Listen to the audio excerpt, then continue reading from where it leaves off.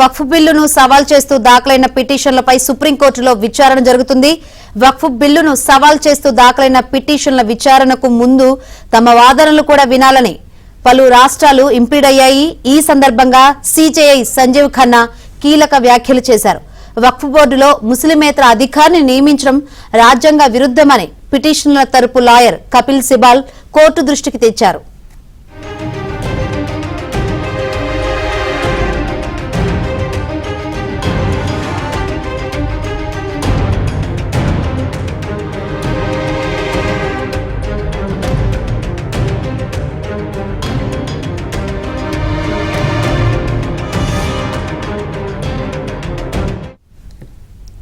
వక్ఫ్ బిల్లును సవాల్ చేస్తూ దాఖలైన పిటిషన్లపై సుప్రీంకోర్టులో విచారణ జరుగుతుంది. విచారణకు సంబంధించి మరిన్ని వివరాలు అందించేందుకు మా ఢిల్లీ బ్యూరో చీఫ్ కృష్ణ సిద్ధంగా ఉన్నారు. కృష్ణ, శంకరి, వక్ఫ్ బిల్ చట్టబద్ధతను సవాల్ చేస్తూ దాఖలైనటువంటి పిటిషన్ల పైన ప్రధాన న్యాయమూర్తి justice Sanjiv Khanna, justice Sanjay Kumar, justice K V Viswanathan నేతృత్వంలో ధర్మాసనం ముందు విచారణ ప్రారంభమైంది. ఈ వక్ఫ్ బిల్ చట్టబద్ధతను సవాల్ చేస్తూ 10 పిటిషన్లు దాఖలయ్యాయి ప్రధానంగా. అయితే అందులో ప్రధానంగా ఎంఐఎం అధినేత Asaduddin Owaisi, Congress MP Mohammed Javed, TMC MP Mahabub Maitri, SP MP Ziaur Rahman, RJD MP Manoj Kumar, అదేవిధంగా మిగతా పార్టీలకు సంబంధించిన నేతలు కూడా ఉన్నారు. అదేవిధంగా డిఎంకే పార్టీ, టీవీకే అధినేత విజయ్, సిపిఐ, ఇట్లా కొన్ని పార్టీలు కూడా ఉన్నాయి, కొన్ని ముస్లిం సంఘాలు కూడా ఉన్నాయి. వీటన్నిటి తరఫున సీనియర్ న్యాయవాదులు కపిల్ సిబాల్, రాజీవ్ ధావన్, సింఘీ, అదేవిధంగా టీయూసీ, వీళ్ళందరూ కూడా సీనియర్ న్యాయవాదులు వినిపిస్తున్నారు. అయితే ఇది ఈ రోజు ప్రాథమిక దశలోనే, అంటే అడ్మిషన్ దశలోనే కాబట్టి దీన్ని ఎందుకు విచారణకు అనుమతించాలి, ఎందుకు ఈ పిటిషన్లు విచారణార్హం అన్న అంశాలపైనే కపిల్ సిబాల్, రాజీవ్ ధావన్, అదేవిధంగా ఈ యొక్క అభిషేక్ మను సింఘీ, సిఎస్ఐలు వాదిస్తూ ఉన్నారు. అయితే వాటికి కొన్ని ప్రశ్నలు కూడా సిజేఐ అదేవిధంగా న్యాయమూర్తులు అడుగుతున్నారు. పిటిషన్ల తరఫున మొదట సీనియర్ న్యాయవాది కపిల్ సిబాల్ తన వాదనను వినిపిస్తూ పార్లమెంటు చట్టం ద్వారా మత విశ్వాసంలో భాగమైనటువంటి అంతర్భాగమైనటువంటి అంశాల్లో కూడా తలదూస్తున్నారు. ఆర్టికల్ 25, 26 వ్యతిరేకంగా వక్ఫ్ సవరణ చట్టం ఉంది. చట్ట ప్రకారం అనే పదాలు ముస్లిం మతానికి సంబంధించినటువంటి ముఖ్యమైన ఆచారాన్ని ప్రభావితం చేస్తాయి.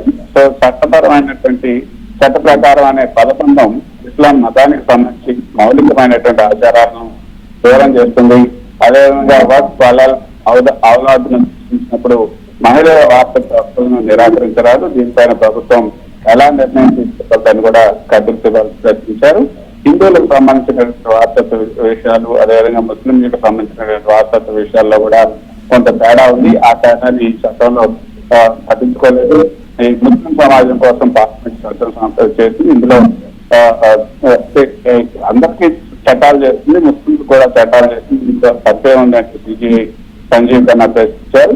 ఆర్టికల్ 26 అనేది సెక్యులర్, ఇది అన్ని మతాలకు కూడా వర్తిస్తుంది అన్న అంశాన్ని సిజేఐ సంజీవ్ ఖన్నా ప్రశ్నించినప్పుడు ఇస్లాంలో వారసత్వం అనేది వ్యక్తి మృతి తర్వాత జరుగుతుంది, కానీ ప్రభుత్వం మృతికి ముందే వారసత్వం వస్తుందని కూడా ఈ చట్టంలో చెప్పడం కొంత రాజ్యాంగానికి వ్యతిరేకం, ముస్లిం మత విశ్వాసాలకు వ్యతిరేకం అన్నది అందులో కపిల్ సిబాల్ వాదించారు.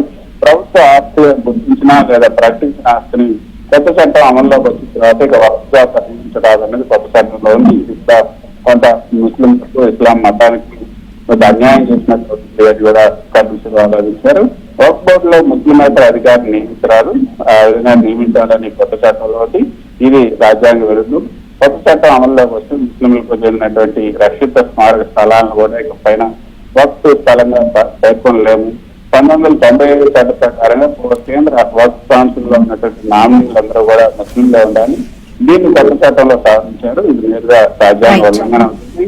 హిందూ లేదా సిక్ ఎండోమెంట్లలో నామినీలంతా హిందువులు లేదా సిక్కులు ఉంటారు, కానీ ఇక్కడ మాత్రం వేరే మతస్థులు ఎందుకు ఉండాలి?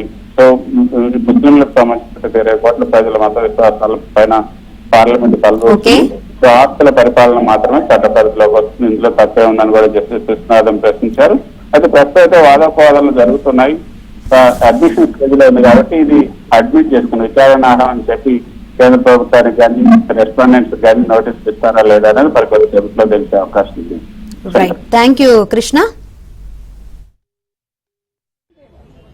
ऐसा है ना, जो वक्फ बिल पेश किया गया उसमें जीपीसी बनी, जो लोग उसमें विपक्ष के लोग थे उनकी राय को नजरअंदाज किया गया, बिल्कुल नहीं सुना गया और पूरे मनमाने तरीके से ज्यों का त्यों बिल को पास किया गया। इस गवर्नमेंट की मंशा वक्फ अमलाक को खुर्द-बुर्द करने की है। बहुत से लोग, अभी जांच होगी तो बहुत बड़े बड़े लोग वक्फ अमलाक पर कब्जा किए बैठे हुए हैं और अब जो दूसरे लोगों को फायदा पहुंचाना है, चोर दरवाजे से जो बड़े बड़े शहरों में अमलाके हैं, चोर दरवाजे से उन पर दाखिल करके कब्जा कराना है।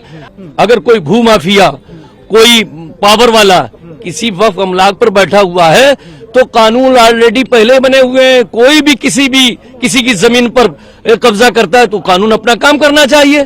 तो किसी ने आज तक तो कहीं, अगर गवर्नमेंट की मंशा सही होती तो किसी एक के खिलाफ तो कार्रवाई होती।